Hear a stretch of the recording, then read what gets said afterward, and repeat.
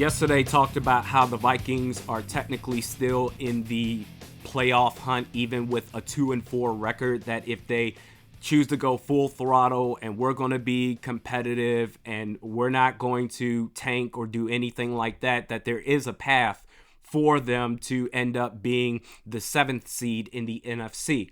However, if they choose to embrace the suck, meaning that the trade deadline is Tuesday, Halloween, October 31st at 4 p.m. Eastern Standard Time, that they can be sellers. There are some candidates to talk about.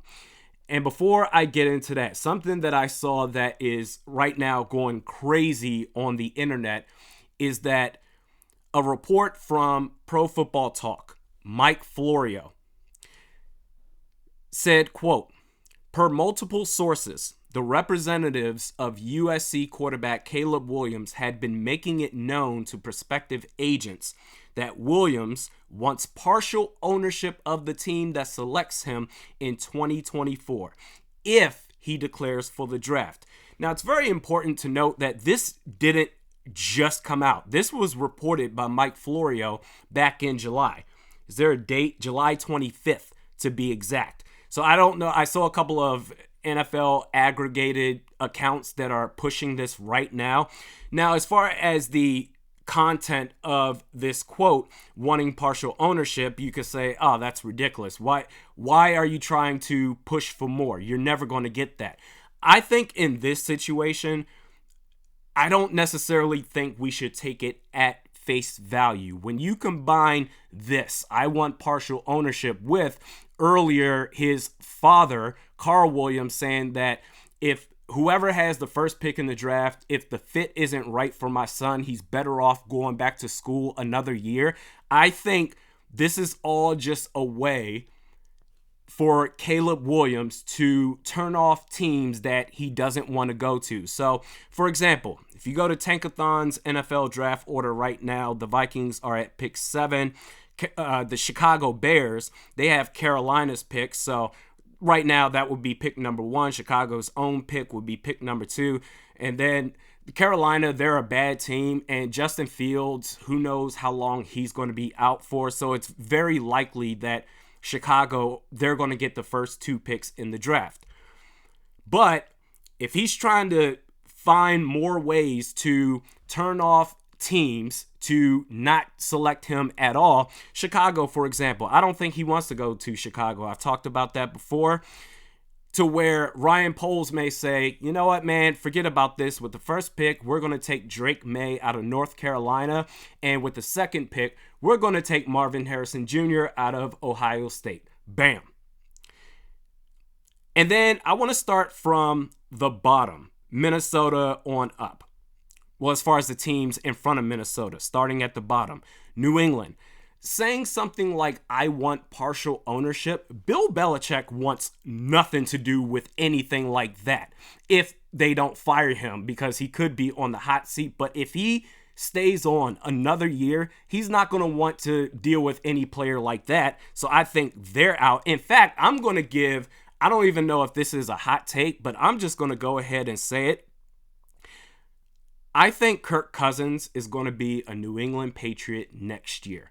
He's the ultimate I'll do whatever you say guy. Bill Belichick, I'm the ultimate ruler. It's a perfect match. Then you've got the Giants at pick 5. They may want to give Daniel Jones one more year to prove himself. I can't believe they gave that dude $82 million guaranteed over this season and next. Arizona, Caleb Williams' father saying if the situation isn't right, he's going to go back to school or may go back to school. I think that was a direct shot to Arizona. So to me, they're out. And really, the only team left is Denver. So I think Minnesota still has a shot if the season continues to go the way that it has been going. I don't think that Minnesota is necessarily out the running of Caleb Williams or one of the top 3 quarterbacks just yet. We'll see what happens the rest of the way. Now then, embracing the suck if the Vikings choose to do so, meaning they are sellers at the trade deadline. I think you should go after the quarterback that you want in next year's draft. With that said, you don't want him coming to Minnesota starting at ground zero. I think you should do a complete overhaul before, as much as you can before the trade deadline. But you don't want to trade everybody. Don't blow it all the way up. I have 5 players that I deem untouchable: Justin Jefferson, Christian Darrisaw, Brian O'Neill, Jordan Addison, and Ivan Pace Jr. You only trade Justin Jefferson if he demands a trade, in which case, before a trade goes down, if Justin Jefferson says, I want out, then Kwesi Adofo-Mensah should be fired immediately, because you are in large part responsible for the most important player in this franchise saying, I want nothing to do with you anymore. Not only that, I don't trust you to handle a trade of this magnitude. I just don't. I don't believe that, and I'm giving him a full third year through 2024 only if Justin Jefferson doesn't demand a trade. But based off of what he's shown, I just don't trust him to handle a trade like this. So you get somebody else in to try to say, hey, listen, it's going to be good. There's a new sheriff in town. I'm the new GM. And if he still wants out, then okay, have someone that can be more competent, that you can trust, will get you more fair value in return for a guy of Justin Jefferson's caliber. But with that said, if you're going to do a fire sale, I've got 4 candidates, 4 players that I think would be valuable in the trade market. Talked about Derrick Hunter.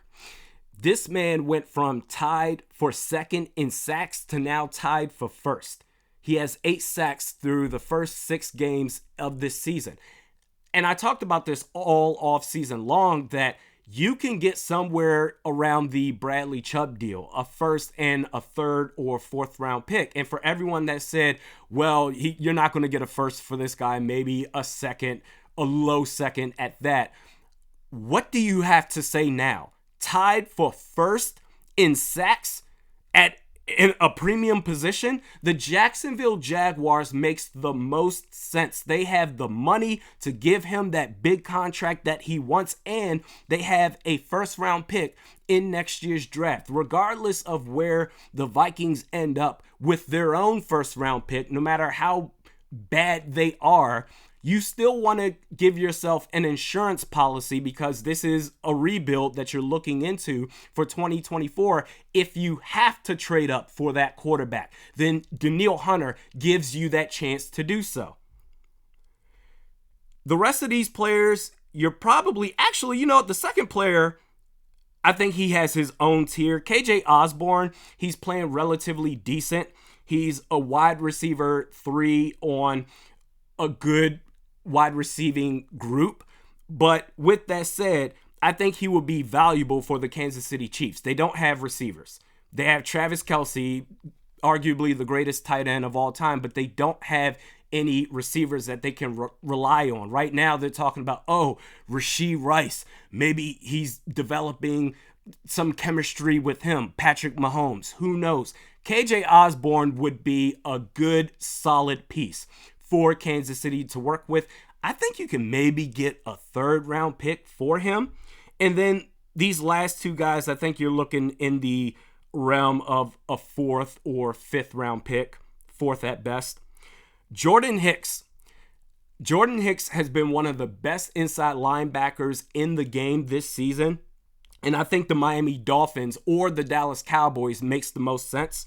And as much as it may be painful for Vikings Nation, Harrison Smith, the Philadelphia Eagles have not been able to recover from the loss of CJ Gardner-Johnson. They need safety help, and Harrison Smith could fill that role for them. But you can't do nothing by the trade deadline. And that is what I fear with Kwesi Adofo-Mensah. Even though last year he did trade for TJ Hockenson, you can't do nothing at the trade deadline. You have to prepare for next year and beyond.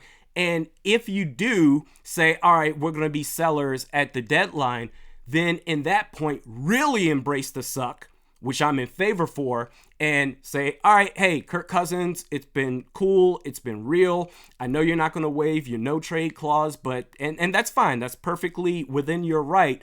But we're going to go ahead and bench you in order to see what Jaren Hall has. Because maybe Jaren Hall is good enough to where you can feel confident to say, maybe we don't necessarily need to go quarterback high. I think you still need to draft one no matter what next year in 2024. But if Jaren Hall shows promise, you can maybe take a flyer on someone in, say, the third round, for example, to have a training camp battle with Jaren Hall. But conversely, if you see him and he's not good at all the rest of this season, Jaren Hall, if he's just, all right, clearly there's nothing here, then you know going into next year, all right, we need to get one of these top guys. But you got to do something. Don't do nothing.